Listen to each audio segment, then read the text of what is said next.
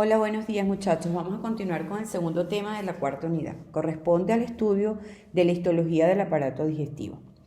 Como sabemos, el aparato digestivo está conformado por un conjunto de órganos, los cuales funcionan para 1. Transporte de agua y alimentos ingeridos a través del tubo digestivo, la secreción de líquidos y electrolitos y enzimas digestivas, la digestión y la absorción de los productos digeridos y la excreción de los detritus no digeribles. Bueno, todo comienza en la cavidad oral, en la cual los alimentos se maceran, humidifican y se inicia la formación del bolo alimenticio. Posterior a ello pasan con el tiempo de la deglución a la orofaringe. Es un órgano de tránsito y como lo señala Ross, la comida pasa con rapidez a través de la faringe hasta el esófago para mantener libre el paso del aire. A continuación, los alimentos pasan al esófago. Es el tercer tiempo de la deglución, de manera que el esófago es simplemente un órgano de paso donde los alimentos transcurren para llegar al estómago. Estos tres órganos que forman el segmento superior del tubo digestivo, que comunican directamente con el exterior y que mediante los tres tiempos de la deglución, tiempo bucal, faríngeo y esofágico, transportan el bolo alimenticio hasta el estómago. Su característica histológica más importante será que se modifican para cumplir con máxima eficacia la función de protección. Bueno, luego los alimentos pasan al estómago. En el estómago y en el intestino delgado, las características histológicas que vamos a ver se relacionan principalmente con la función de digestión y absorción de los nutrientes. La mayor parte de la absorción a través de la pared del intestino delgado, pero hay una pequeña parte que se absorbe a nivel del intestino grueso, donde finalmente el alimento no digerido y algunas otras sustancias como moco, bacterias, células descamadas y pigmentos biliares se excretan en forma de sólidos, es decir, las heces. De una manera general, para su estudio, el aparato digestivo se puede dividir de la siguiente forma: el tubo digestivo y las glándulas anexas. Por tubo digestivo entendemos todas las estructuras que van desde el orificio oral hasta el ano, y está constituido por la cavidad oral, la faringe, el esófago, el estómago, el intestino delgado con sus tres segmentos y el intestino grueso que termina en el ano. Y sus glándulas anexas son aquellas glándulas exocrinas que desembocan dentro de alguna de las cavidades de este tubo digestivo. Las glándulas salivales en la cavidad oral, el hígado y el páncreas que desembocan en la segunda porción del duodeno.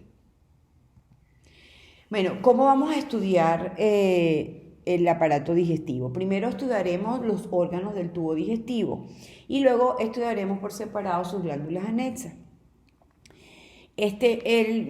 Lo vamos a hacer de una manera de que vamos a comparar los cambios que se suceden en cada una de las capas que constituyen a los órganos del tubo digestivo. Para ello, primero vamos a recordar estos estratos y luego veremos cómo los cambios que se encuentran relacionados fundamentalmente con la función que cumple ese segmento del tubo. Bueno, este preparado histológico corresponde a un corte transversal de la pared del esófago y en él vamos a reconocer las capas o túnicas que constituyen los diferentes órganos del tubo digestivo.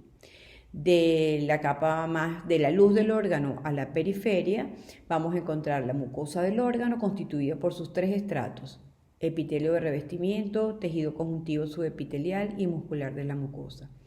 La segunda capa corresponde a la submucosa, que usualmente es un tejido conjuntivo laxo. La tercera capa se denomina muscular propia y tiene dos estratos: uno interno, donde las células musculares lisas se disponen circulares alrededor del eje mayor del órgano, y uno externo, donde las células musculares lisas se disponen paralelas al eje mayor del órgano. Por fuera vamos a encontrar la cuarta capa, que corresponde a una adventicia o al peritoneo, dependiendo si el órgano es intraperitoneal o no.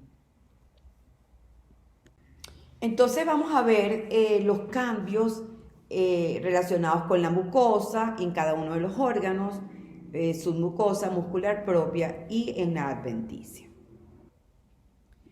Vamos entonces a iniciar el estudio con las características de la mucosa y sus variaciones a lo largo de los diferentes segmentos del tubo digestivo. Recordamos, la mucosa de los órganos está constituida en el aparato digestivo por el epitelio de revestimiento, el tejido conjuntivo subepitelial y la muscular de la mucosa. Recordando que el epitelio de revestimiento subyacente a él siempre hay una membrana basal que la separa de ese tejido conjuntivo. Aquí vale recordar que todos los órganos huecos de la economía tienen varios estratos o túricas constituyendo su pared y siempre la más interna recibe el nombre de mucosa. Y esa mucosa siempre está constituida por un epitelio de revestimiento que tendrá las características propias del órgano que estemos viendo y un tejido conjuntivo subepitelial. La muscular de la mucosa es propia de los órganos huecos de la vía digestiva. Por lo tanto, identificar muscular de la mucosa en un preparado histológico nos hace a nosotros ya pensar o hacer el diagnóstico previo de que se trata de un preparado histológico de alguno de los órganos huecos de la vía digestiva. Vamos a iniciar entonces a ver cuáles son los cambios de esta mucosa en los primeros 3 órganos del tubo digestivo que corresponden a la cavidad oral, a la faringe y el esófago. Esto lo podemos llamar como el segmento superior del tubo y que ellos se encargan de comunicar directamente con el exterior y mediante los 3 tiempos de la deglución, tiempo bucal, tiempo faríngeo y tiempo esofágico, transportan el alimento hasta el estómago. De manera que son unos órganos donde fundamentalmente el alimento es triturado, deglutido y enviado directamente al estómago. Son órganos de paso y la función fundamental que ellos cumplen está relacionada con la protección. Entonces veremos que los cambios que se asocian a la mucosa de estos órganos están relacionados para cumplir con mayor eficacia esta función de protección. Este es un preparado histológico de un corte de esófago y de una manera general vamos a ver a este nivel cuáles son los cambios que caracterizan a la mucosa de este segmento superior del aparato digestivo. Primero se van a tapizar por un epitelio plano estratificado no queratinizado, que en ciertas zonas, como es el caso en el esófago, llegan a tener 20 o más estratos de células. Y además, esta membrana tiene una gran capacidad de regeneración a expensas de las células basales, donde están las células madres de este tejido. Subyacente a él podemos ver un tejido conjuntivo, el cual se introduce en el espesor del epitelio constituyendo un corium papilar. Aparte de cumplir esta membrana epitelial protección por su espesor, por ser un epitelio plano estratificado, le ayudan en su proceso de protección el desarrollo de unas glándulas ubicadas en la submucosa. En este caso en el esófago se llaman glándulas de la submucosa, las cuales vierten su contenido sobre la superficie del epitelio, lo cual permite disminuir el roce, por lo tanto protege y facilita la progresión del contenido alimentario. En esta imagen podemos ver entonces en la mucosa, el epitelio de revestimiento, el tejido conjuntivo y la muscular de la mucosa, y vemos cómo en la submucosa hay glándulas que atraviesan para desembocar en la superficie del órgano y ahí se colocará su secreción. Finalmente vamos a ver que se desarrolla tejido linfático en ese tejido conjuntivo subepitelial que ya lo estudiamos y que lo conocimos como tejido linfático o linfoide asociado a mucosas. Aquí se produce inmunoglobulina A, la cual pasa también a la superficie epitelial y ayuda a neutralizar sustancias antigénicas, microorganismos que hayan podido penetrar en el tubo digestivo conjuntamente con los alimentos. Entonces aquí podemos ver que los cambios, todos los cambios relacionados con la mucosa tienen que ver con la protección del órgano, porque son órganos de paso, de tránsito de los alimentos. Esto es un ejemplo corto histológico con hematoxilina eosina del piso de la boca, donde vemos entonces el epitelio de revestimiento, plano estratificado no queratinizado, su corión papilar, y aquí podemos ver la aparición de estas glándulas mucosas que corresponden a glándulas salivales menores que desembocan en la superficie, ayudando a la protección de esa mucosa. Lo podemos ver con un poquito mayor de aumento y podemos identificar muy bien ese epitelio plano estratificado, el corión papilar y la presencia de estas glándulas salivales menores. Fíjense que aun cuando yo señalé que la característica de los órganos de la vía digestiva es la presencia de una muscular de la mucosa, bueno, esto se sale de la regla y aquí no tenemos muscular de la mucosa. La mucosa del órgano es solo el epitelio y su tejido conjuntivo. Vemos otro ejemplo de la cavidad oral que corresponde al epitelio que recubre el paladar duro. Entonces tenemos igual un epitelio plano estratificado, un corión papilar y la presencia de estas glándulas que se abren en la superficie que van a ayudar en el proceso de la protección. Aquí tenemos un ejemplo de un corte histológico de la faringe. También vean que se reviste de un epitelio plano estratificado no queratinizado. Recuerden que la faringe, en relación con las zonas del área respiratoria, con la nasofaringe, ahí hay zonas donde está recubierta por un epitelio respiratorio. Pero en líneas generales, en la zona relacionada con la orofaringe, el epitelio es plano estratificado, tiene su corión, tampoco tenemos muscular de la mucosa porque aquí la pared, acuérdense que la faringe es un órgano fibromuscular, aquí la pared tiene mucho tejido conjuntivo denso y abundantes fibras de músculo estriado esquelético.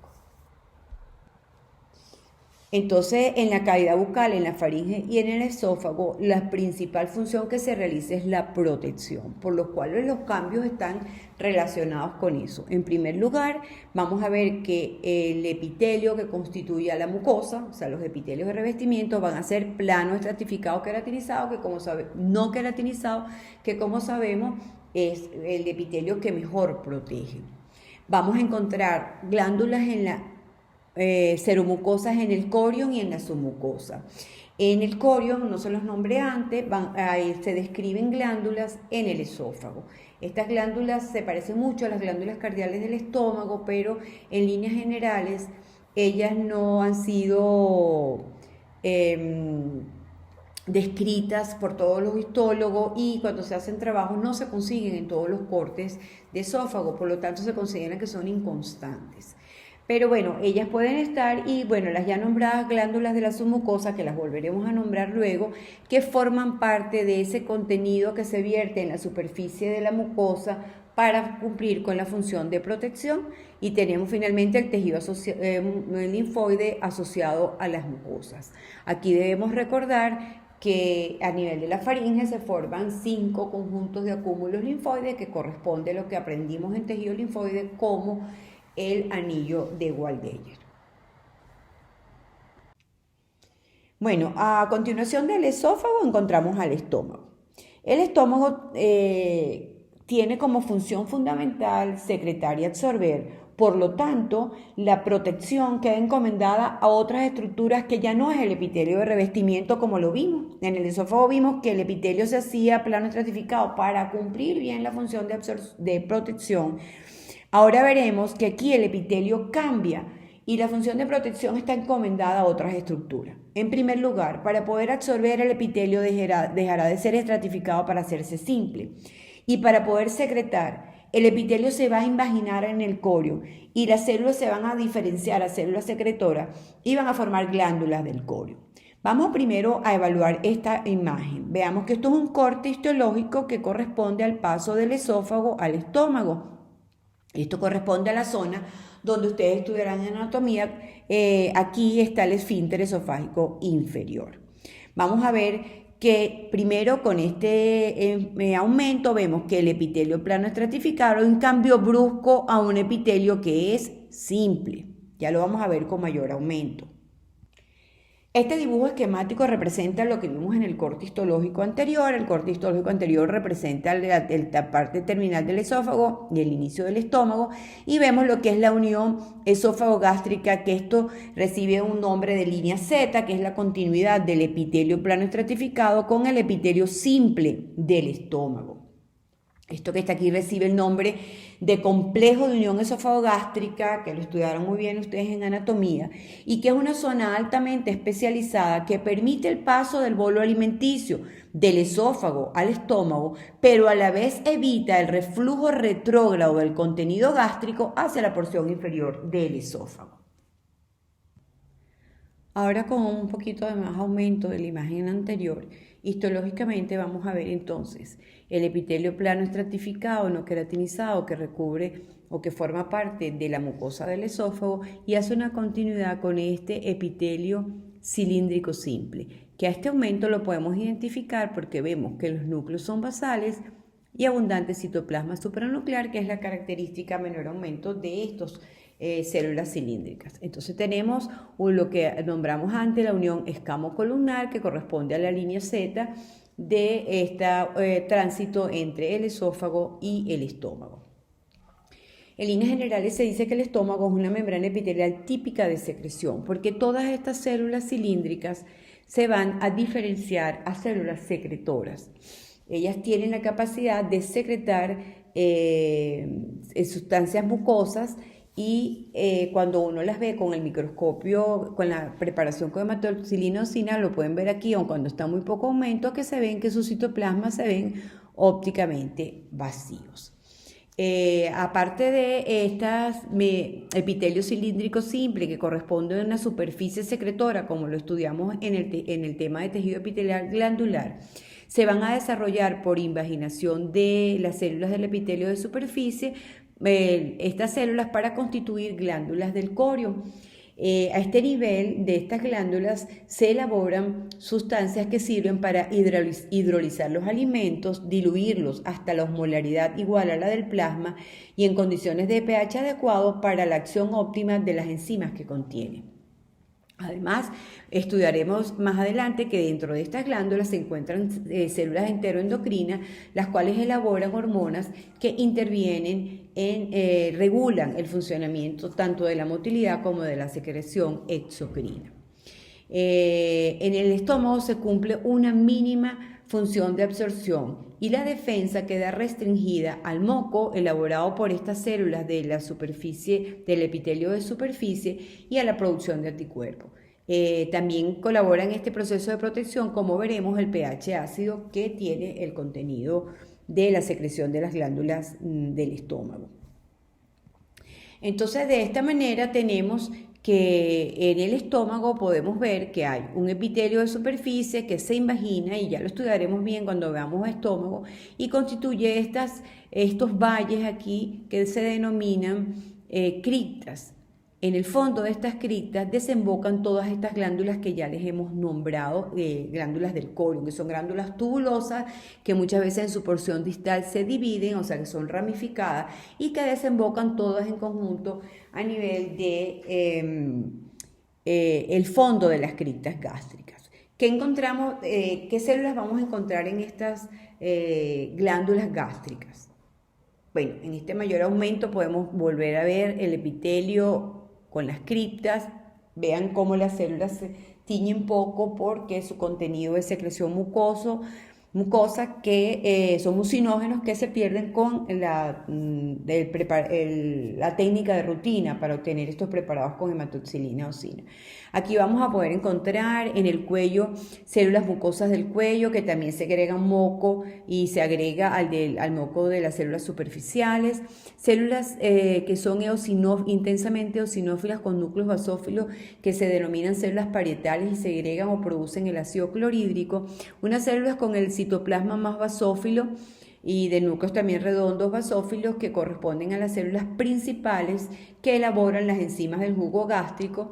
Finalmente vamos a ver también células enteroendocrinas que, como ya les nombré, elaboran más o menos 20 hormonas polipeptídicas que regulan la función del estómago, y células madre que son las encargadas de sustituir todas las células, tanto de las glándulas como del epitelio de superficie. Entonces tenemos cuáles son los cambios que ocurren en la mucosa del estómago.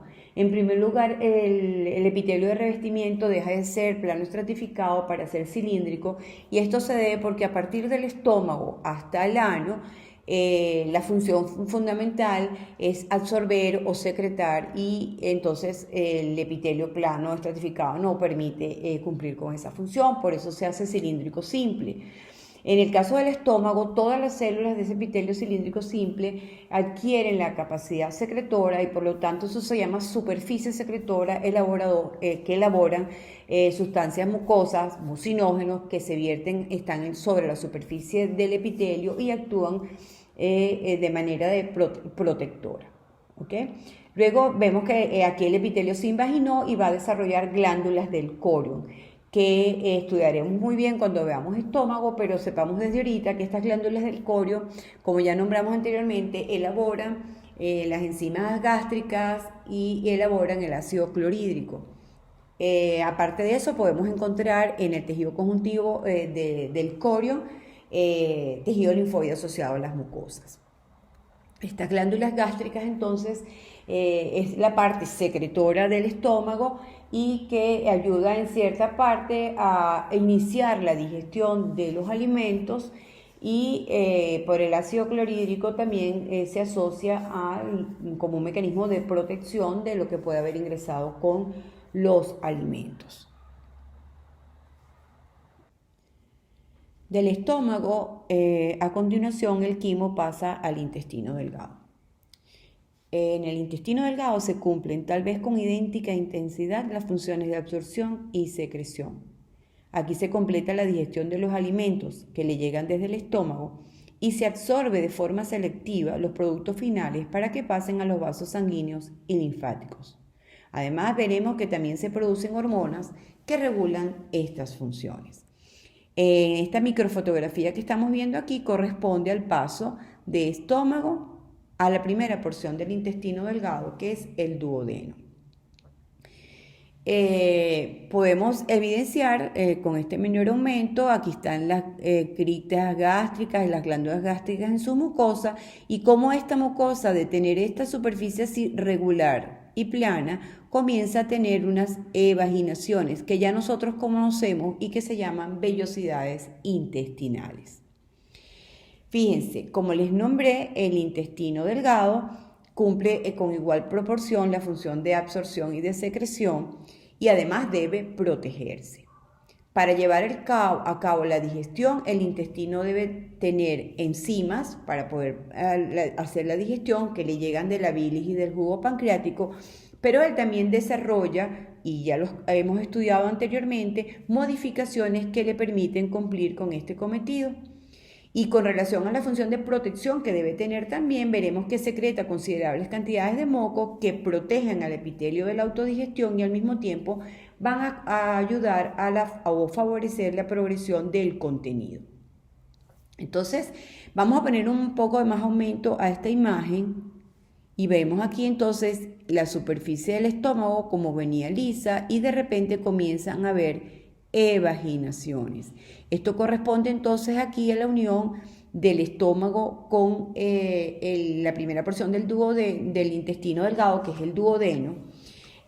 Podemos evidenciar entonces cómo continúa un epitelio cilíndrico simple, veremos qué variación hay. Recuerden que este epitelio cilíndrico simple del estómago en una superficie secretora. Ahora veremos que el epitelio cilíndrico simple que recubre al intestino delgado, como ya lo hemos estudiado, es un epitelio cilíndrico cuyas células desarrollan microvellosidades seriadas en su polo apical e intercaladas entre ellas aparecen glándulas que son las llamadas glándulas unicelulares intraepiteliales o conocidas como glándulas o células caliciformes. Fíjense que este epitelio lo vemos que se empuja o es vertido por el tejido conjuntivo subepitelial y forma estas estructuras de forma digitiformes que corresponden a las ya conocidas vellosidades intestinales. De trecho en trecho el epitelio también se invagina, y lo vemos aquí como se invagina, y forma las ya conocidas glándulas tubulosas simples del corium del intestino delgado. Vamos a poner un poquito de más aumento y entonces vamos a reconocer las partes de la mucosa del intestino delgado en esta primera porción del duodeno, primer segmento del duodeno. Entonces tenemos un epitelio cilíndrico simple que cuando le pongamos mayor aumento vamos a identificar las células caliciformes. El tejido conjuntivo subepitelial se evagina y forma estas vellosidades, y en ese tejido conjuntivo subepitelial se desarrollan invaginaciones del epitelio de superficie que constituyen glándulas tubulosas simples rectas, o como también las conocemos como criptas de Lieberkühn. Aquí, luego de eso, pues tenemos la muscular de la mucosa, y toda esta estructura corresponde a los cambios de la mucosa del intestino delgado. En primer lugar, el primer cambio que estamos viendo aquí a nivel del duodeno es la formación de estas vellosidades intestinales que, como sabemos, aumentan la superficie de absorción. Aquí hay una característica que debemos nombrar ya, y es la aparición en la submucosa de estas glándulas serosas, acinosas, mucosas, que se desarrollan en la submucosa del duodeno. Estas glándulas tienen nombre propio, se llaman glándulas de Brunner. Su presencia permite el diagnóstico histológico de la primera porción del duodeno. Fíjense que el contenido gástrico que llega al duodeno llega con un pH muy ácido, y el duodeno debe protegerse de esa acidez. Al llegar aquí, se va a encontrar que hay abundante secreción mucosa elaborada fundamentalmente por estas glándulas de Brunner, que van a proteger al epitelio de revestimiento del intestino delgado en esta zona de ese contenido ácido, lo va a tratar de neutralizar. Por lo tanto, aquí no solamente el contenido gástrico pasa todo de una sola vez, sino que es regulado precisamente por ese pH a nivel del duodeno, que va a hacer que el contenido pase progresivamente para que no haya lesión de la mucosa. Entonces, a este nivel, en la primera porción del intestino delgado, vemos cambios en el epitelio de revestimiento, que ya los vamos a analizar más adelante, que son las microvellosidades seriadas. Vemos la aparición en primer lugar de estas vellosidades que aumentan la superficie de absorción, que ya sabemos que es importante la absorción en el intestino delgado, pero tenemos la aparición de estas glándulas de la submucosa que protegen a la mucosa intestinal del contenido ácido que viene del estómago.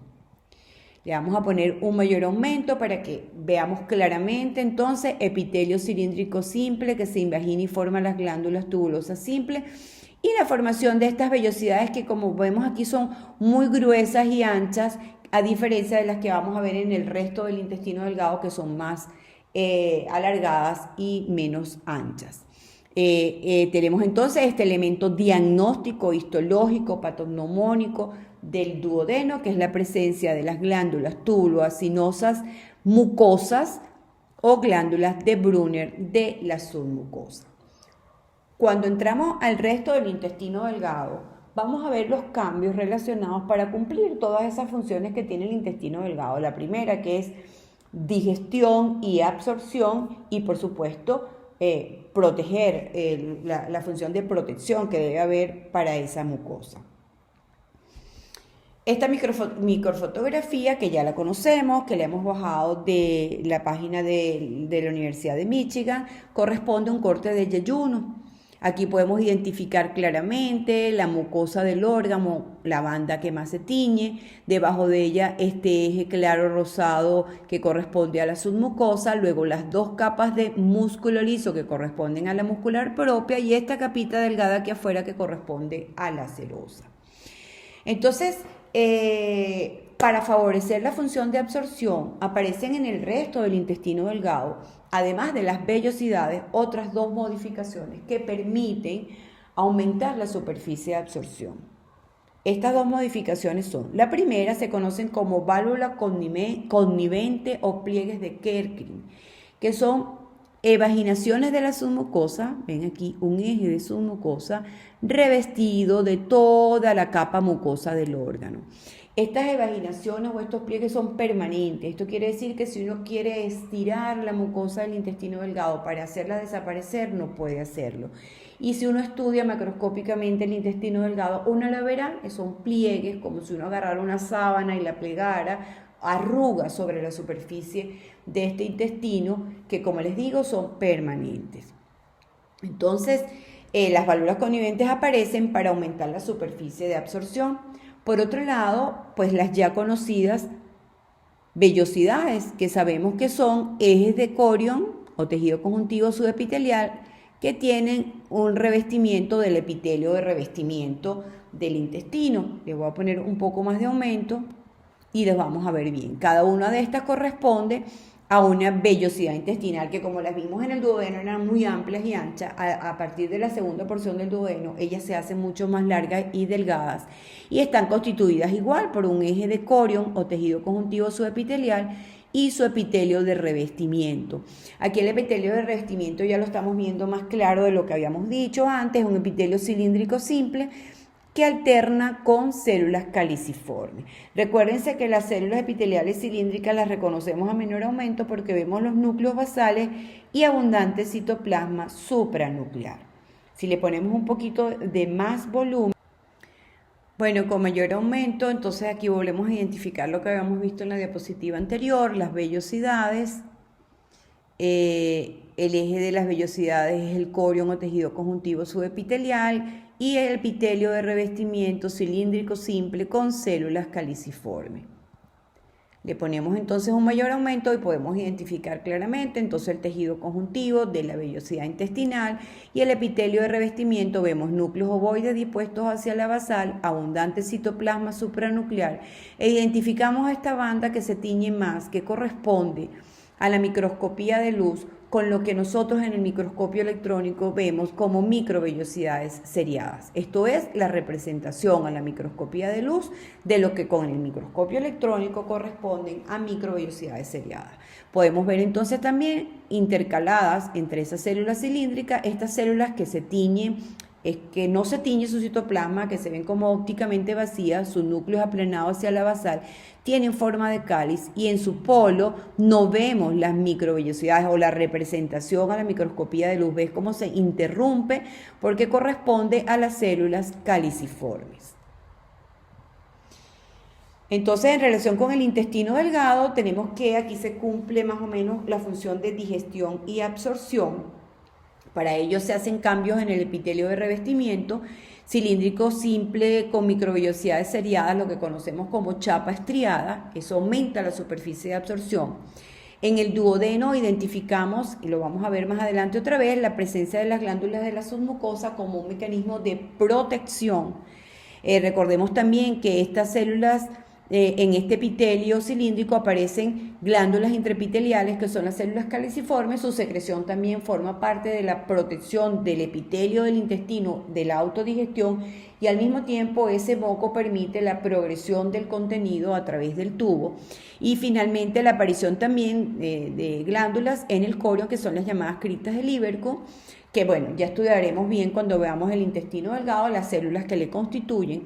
Y para modificarlas, aumentar la superficie de absorción, entonces ya tenemos la formación de las vellosidades, las válvulas conniventes y las microvellosidades seriadas.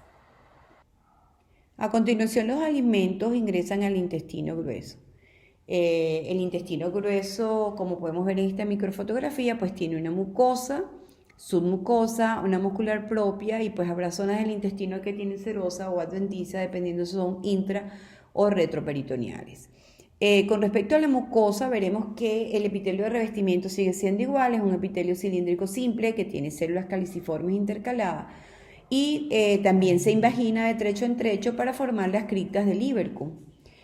Vamos a ver un mayor aumento en esta otra microfotografía que corresponde a la mucosa del órgano y un parte de su submucosa. Aquí podemos ver el epitelio que se invagina, forma las glándulas tubulosas simples rectas que, a diferencia de las que hemos visto en el intestino delgado, veremos que el intestino grueso no tiene ni vellosidades ni válvulas conniventes, ya que su función fundamental no es la absorción. Las criptas, como las vemos aquí, son más largas, rectas, y su luz es más amplia, la vemos más fácilmente. Tanto en el epitelio de revestimiento como en el epitelio de las glándulas hay mayor cantidad de células productoras de moco y estas glándulas carecen de células de Paneth. Desde el punto de vista de la función, en el colon se realiza muy poca digestión.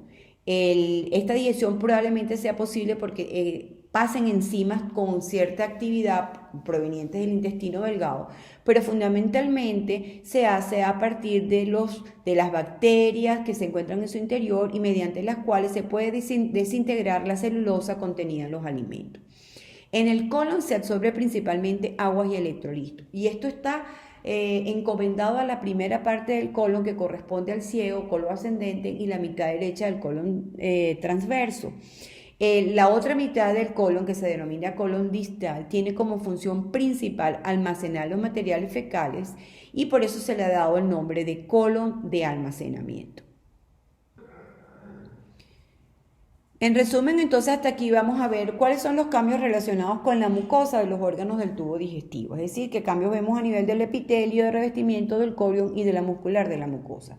Con respecto a los tres primeros órganos, boca, faringe y esófago, que dijimos que la función fundamental era de paso de los alimentos ingeridos para que lleguen al estómago, la función fundamental del epitelio de revestimiento es proteger a esos órganos. Por eso hoy encontramos epitelio plano estratificado no queratinizado. En relación al corión, bueno, aquí fundamentalmente, recuerden, vamos a encontrar el tejido linfoide asociado a mucosa, y con relación a la faringe, a la aparición del anillo de Waldeyer, el conjunto de amígdalas que allí se forman. Y en el esófago nombramos las glándulas del esófago, que no son constantes, que se parecen a las glándulas cardiales del estómago y que se pueden encontrar aquí en el corión, cuya función es de protección también. Y finalmente la aparición de la muscular de la mucosa, con la particularidad de que recordemos que ni en la boca ni en la faringe, en la mucosa se encuentra muscular de la mucosa, solamente aparece a partir del esófago. Inicialmente es una sola capa de músculo liso, ya a partir de la mitad del esófago comienza a aparecer una doble capa de músculo liso. Con relación al estómago, entonces este epitelio de revestimiento se convierte en una superficie secretora. Recuérdense que es el ejemplo donde todas las células secretan moco, y por eso cuando la vemos en la microscopía de luz ellas se ven ópticamente vacías y las podemos identificar con coloraciones especiales. Con respecto al corión, entonces aparecen en el estómago las glándulas del corión, que cuando estudiemos el órgano como tal veremos que esta va a variar dependiendo de las zonas del estómago de las que estemos hablando, las características de la célula que le constituyen. La muscular de la mucosa sigue siendo una doble capa de músculo liso. Aquí también vamos a encontrar en el corión pues tejido linfoide asociado a las mucosas. En el intestino delgado, como vemos, las funciones fundamentales o más importantes son digestión, absorción de los alimentos digeridos y también secreción. Para ello, entonces, los cambios del epitelio de revestimiento son, entonces, el epitelio cilíndrico simple, donde las células cilíndricas hacen chapa estriada de manera que aumentan la superficie de absorción. Aparecen las células secretoras intraepiteliales, que se conocen con el nombre de glándulas o células caliciformes, que elaboran moco de manera de proteger a la mucosa del intestino. Aparte de eso, se desarrollan en el corión las glándulas del corión, que las conocemos como glándulas tubulosas ciprerrectas o criptas de Lieberkühn, que estudiaremos en detalle sus células cuando veamos intestino delgado, pero cuya función está relacionada con la elaboración de tanto enzimas como de secreciones para la protección de la mucosa, al mismo tiempo de que recuerden que aquí también hay células enteroendocrinas que regularán el funcionamiento del intestino delgado. En el corión aparecen las placas de Peyer como estructura muy característica que se puede ver en el hilio terminal macroscópicamente como unos nódulos blanquecinos y que corresponden a cúmulos de tejido linfoide. Con respecto a la muscular de la mucosa, aquí aparece una característica que no la nombré antes, pero se las voy a señalar, y es que este músculo liso se mete hacia las glándulas del corión y es lo que se llaman hojas musculares de Renaud, y que se han relacionado, se implica en que su contracción ayuda a la expulsión del contenido de las glándulas. De estas hojas de Renaud aparentemente salen otras ramas de células musculares hacia el eje de las vellosidades intestinales, y es lo que se conoce con el nombre de músculo de Bruch. Finalmente, el intestino grueso, veremos que aquí no hay tanta absorción, lo que más hay es secreción de una manera de protección para el tránsito del contenido del intestino. El epitelio sigue siendo cilíndrico simple, Hay microvellosidades, pero estas son aisladas porque, como ya les señalo, la absorción no es la función fundamental y aparecen las células caliciformes tanto en el epitelio de revestimiento como en las glándulas que se desarrollan en el corion, que son las mismas glándulas del intestino delgado. Hay mayor cantidad de células productoras de moco cuya función va a ser la protección de esta mucosa. Recordar las diferencias entre las glándulas del corion del intestino delgado con respecto a las glándulas del corion del intestino grueso. Y finalmente, pues una muscular de la mucosa con las mismas características del resto del tubo digestivo. Bueno, a continuación vamos a ver las características o los cambios que se pueden ver en la submucosa. Este es un preparado histológico del esófago. Aquí podemos identificar la mucosa del esófago, su submucosa y la muscular propia. En general se dice que la submucosa es un tejido conjuntivo laxo, pero yo creo que en particular puede variar de un tejido conjuntivo laxo muy laxo y puede llegar a ser un tejido conjuntivo denso irregular. Aquí vamos a ver varios cambios. Ya lo habíamos nombrado antes al comienzo y dijimos que en la submucosa del esófago se desarrollaban unas glándulas que se llaman glándulas de la submucosa del esófago. Son seromucosas y desembocan su contenido a la superficie, permitiendo la protección de la mucosa y la progresión del contenido. También las nombramos en el duodeno. Dijimos que eran características del duodeno, se conocen con el nombre de glándulas de Brunner y son glándulas túbulo-acinosas mucosas. Su secreción se vierte sobre la superficie del epitelio de revestimiento del intestino y sirve como forma de protección. A la submucosa también el hecho de que sea tan laxa hace que cuando el órgano está vacío se formen pliegues mucosos. Por ejemplo, en esta microfotografía del esófago podemos ver cómo la luz del esófago se ve como estrellada y estos pliegues se hacen por la laxitud de esta submucosa. El estudio de los pliegues, por ejemplo, de la mucosa gástrica es muy importante en el diagnóstico radiológico y gastroscópico de ciertas afecciones. Estos pliegues pueden verse engrosados en las gastritis o pueden verse interrumpidos por la aparición de una tumoración o puede verse los pliegues irradiando desde un sitio donde se desarrolle una úlcera. De manera que para el estudio radiológico es importante las características de los pliegues gástricos. En relación al intestino delgado, pues ya lo señalamos, la submucosa forma el eje de las válvulas conniventes o pliegues de Kerckring, que como sabemos aumentan la superficie para la absorción.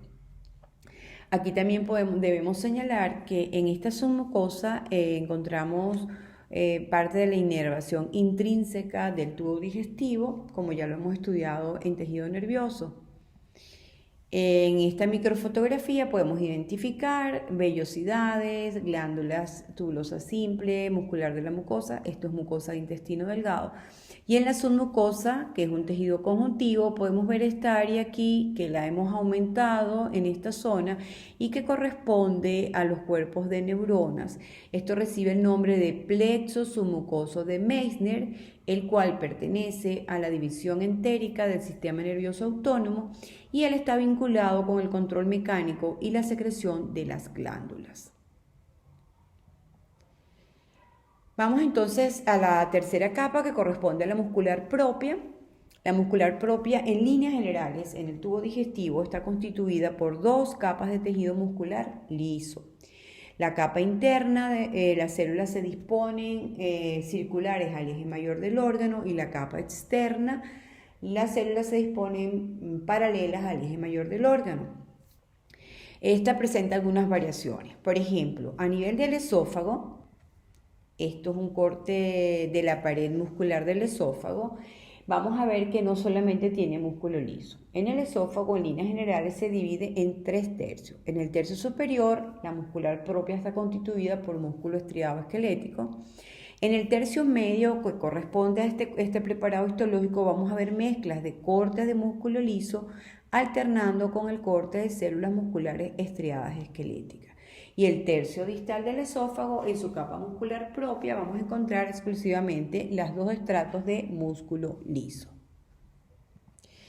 Con relación a la pared del estómago, vamos a encontrar aquí en este preparado histológico identificamos la mucosa gástrica, vean el epitelio, las criptas gástricas, las glándulas del corion y muscular de la mucosa, la capita más delgada. Esto corresponde a la submucosa del estómago y en la muscular propia el estómago tiene las dos capas ya descritas, una capa interna circular y otra externa longitudinal, y entre las dos aparece una tercera capa, que es una capa oblicua de músculo liso. Con respecto al intestino delgado, el intestino delgado presenta las dos capas que hemos descrito sin ninguna variación, la interna circular y la externa longitudinal.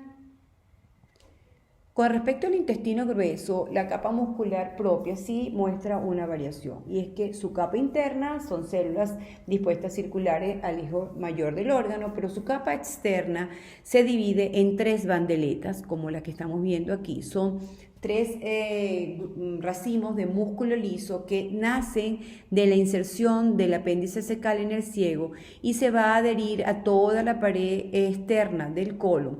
Estas bandeletas son más delgadas, son más cortas que la longitud propia del intestino, por lo tanto hace la aparición de estas dilataciones o obstrucciones del colon, característica macroscópica que lo identifica. Vamos a ver un preparado histológico para identificar lo anteriormente dicho. Aquí tenemos un corte histológico de la pared del intestino grueso. Reconocemos la mucosa, estos son los pliegues que se hacen gracias a la laxitud de la submucosa. Tenemos nuestra submucosa aquí abajo y la muscular propia. Cuando el corte histológico se hace por donde no pasan las bandeletas, uno ve fundamentalmente una sola capa de músculo liso o una capa externa muy delgada. Aquí le ponemos un mayor aumento, entonces uno ve una capa interna, entre las dos ya vamos a recordar la presencia del plexo mientérico y luego la capa externa de músculo liso.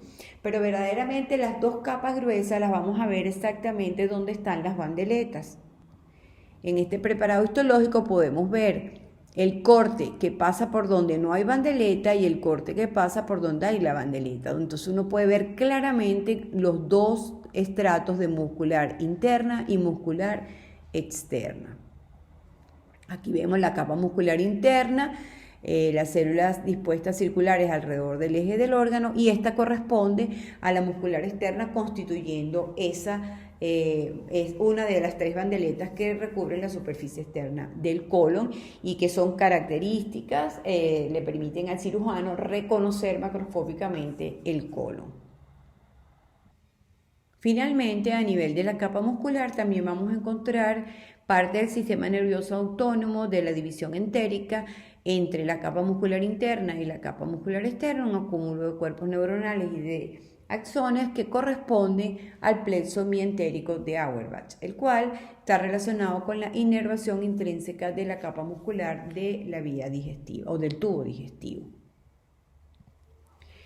La última capa corresponde a la serosa o adventicia. Como ya sabemos, el esófago no está rodeado de serosa y en su superficie externa lo que tiene es una delgada capa de músculo de tejido conjuntivo laxo que lo une o lo separa a los órganos que le rodean. Con relación a los órganos que están dentro de la cavidad abdominal, se consideran intraperitoneales todos los órganos que están rodeados por peritoneo. Peritoneo es la serosa abdominal, que está constituida, si bien lo sabemos, por un epitelio simple plano que recibe el nombre de mesotelio y un tejido conjuntivo subepitelial. Bueno, todos los órganos que se consideran intraperitoneales están completamente rodeados por esta serosa o peritoneo, y habrá un grupo de órganos que ustedes estudiarán en anatomía que se consideran retroperitoneales y que solamente tienen serosa por su pared anterior. Entonces finalizamos esta primera parte del tema de aparato digestivo sin antes... Bueno, no quiero dejar de señalar que las imágenes aquí presentadas fueron obtenidas en estos enlaces que ustedes tienen en la plataforma de la universidad. Nuestra próxima clase entonces la vamos a enfocar a ver exclusivamente de la cavidad oral, vamos a estudiar las características histológicas de la lengua y vamos a dar entonces las características bien particulares del estómago, porque nos vamos a referir exclusivamente, ya hemos hablado de todo lo demás, de cómo están constituidas las glándulas mucosas o las glándulas del colon del estómago.